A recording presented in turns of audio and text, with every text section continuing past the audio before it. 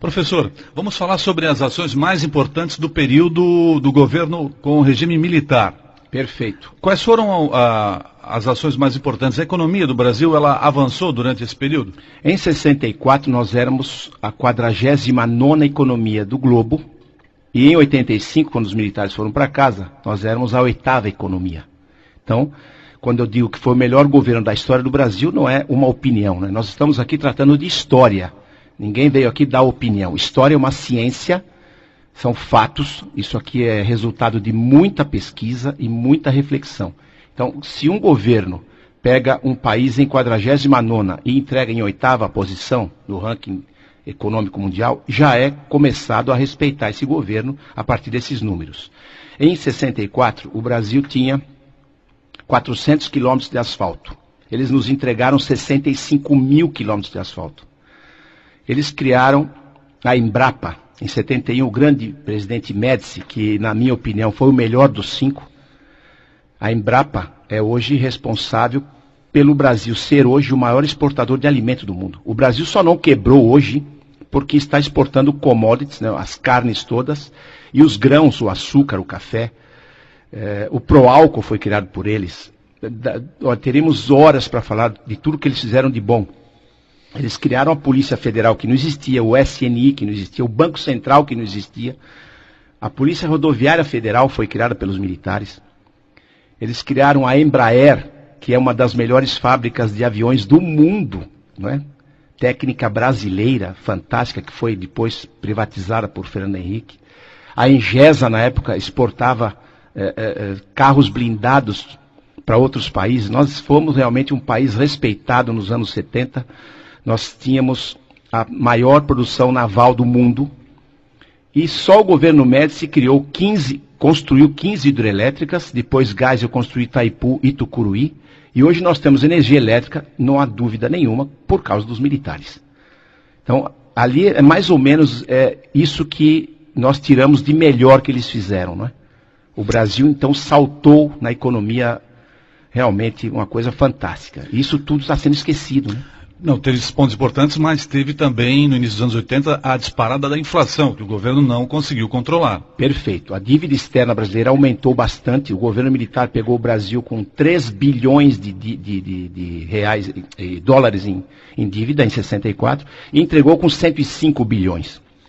Mas se você descontar disso, as grandes obras, as estradas todas que cortaram esse país, o sistema do Mobral, que eu me lembro agora, de alfabetização, né, via rádio, essas empresas todas, a criação de emprego, né, a viabilização da infraestrutura nacional e também os 2 choques do petróleo que os militares sofreram. O Brasil sofreu muito em 73, a partir de 73 e 79, com 2 choques do petróleo. Por isso que o governo Geisel teve que criar o Proálcool. Hoje é um orgulho nacional, né? Nós temos álcool em qualquer esquina desse país para você fazer os motores funcionarem. Tudo isso fez com que a dívida externa saltasse. Só que depois que os militares saíram do poder, nenhuma obra mais você viu nesse país inteiro. E hoje a dívida externa são 320 bilhões de dólares e a dívida interna, impagável, passou já de 2 trilhões de reais. Portanto, hoje nós temos mais dívida e desemprego, quebradeira nacional e obra que é bom nada. Que obra que você me aponta de 85 para cá? O Gasbol, o gasoduto Brasil-Bolívia, que é um tiro no pé, ninguém mais está usando, isso aí é impagável. A duplicação da São Paulo-Florianópolis, não termina nunca isso aí. E mais nada. O governo atual não está cuidando do asfalto que recebeu em 85 do governo militar. O Brasil está quebrado, verdadeiramente o Brasil está quebrado. Por isso que muitos jovens brasileiros estão nos abandonando, estão indo embora. Você vê que quantos milhares e milhares por ano estão indo embora do Brasil, porque o Brasil não está mostrando a eles um futuro interessante, um horizonte que os prenda aqui. Agora, professor, deixa eu lhe perguntar, o senhor nos disse no início da entrevista que a tomada do poder pelos militares em 64 teve o apoio do empresariado, de boa parte da população, da imprensa também. E aí como é que se deu o processo de movimento, do processo para o movimento das diretas já, da redemocratização do país? Porque milhões de brasileiros foram às ruas encampar a bandeira do movimento Direta Já. Por que que isso aconteceu? É muito simples de entender. Devido a esses dois choques do petróleo e a inflação, que não tinha como ser controlada, parte do Brasil, parte da população começou a ficar insatisfeita com o governo. E a população, ela é sempre guiada pela grande mídia nacional, que aliás não é nacional, né? Nós temos que entender que Veja, Globo, Time Life, são grupos estrangeiros que fazem a opinião pública. A opinião pública é uma coisa que não existe, ela é formada pela imprensa. Então, a grande imprensa que apoiou o golpe, que apoiou o chamado golpe, eu não chamo de golpe, mas a gente é obrigado a chamar de golpe, ditadura, essa grande imprensa que apoiou os militares no começo, começou a reprová-los a partir dos anos 70, quando acabou o AI-5. Em 78 acabou o AI-5, voltou a liberdade plena de expressão, e essa mesma imprensa começou então a criar na cabeça das pessoas, principalmente dos mais jovens, uma visão que os militares realmente foram um péssimo governo, e essas pessoas começaram a ficar, os mais jovens sobretudo, insatisfeitas com o governo, numa ilusão criada, né, de que votar para presidente é uma coisa boa. E parece que não é, porque uma população que elege uma figura igual o Lula, já está provando que essa teoria está falha. Um homem que nunca trabalhou e nunca leu um livro, não pode governar um país do tamanho do Brasil. Então isso prova que o voto direto não deu o resultado esperado. Então as diretas já foram reprovadas pelo Congresso Nacional na época, e a eleição do Tancredo Neves de vice Sarney foi feita como foram feitas as eleições dos generais, dos 5 generais, pelo Congresso Nacional.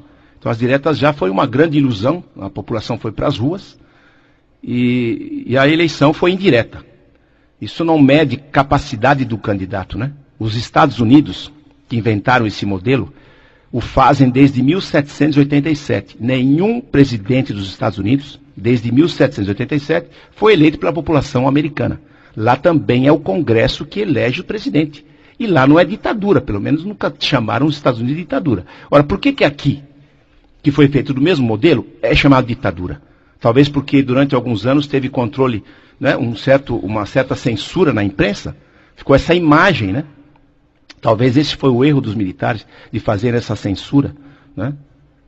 Mas eu me lembro muito bem que nós tínhamos famílias sadias. Uma parte da censura, ela é muito positiva, porque você tem hoje, em qualquer televisor, cenas de violência e sexo às 4 horas da tarde. Isso é inadmissível. Então, qualquer pessoa que tem um pouco de inteligência e é pai, é chefe de família, é mãe e trabalha, né? Não recebe bolsa do governo, não depende do governo, ela é contra essa liberalização geral da chamada, né, liberdade de imprensa. Liberdade de imprensa, na verdade, não existe.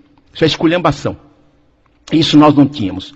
Pergunte para qualquer pessoa que tem de 55 para cima, 60, 70 anos, todos eles vão dizer que tinham saudade do governo militar. Havia ordem no país. A gente se sentia governado. Hoje nós nos sentimos desgovernados. Não temos a quem chamar. O país está falindo, né?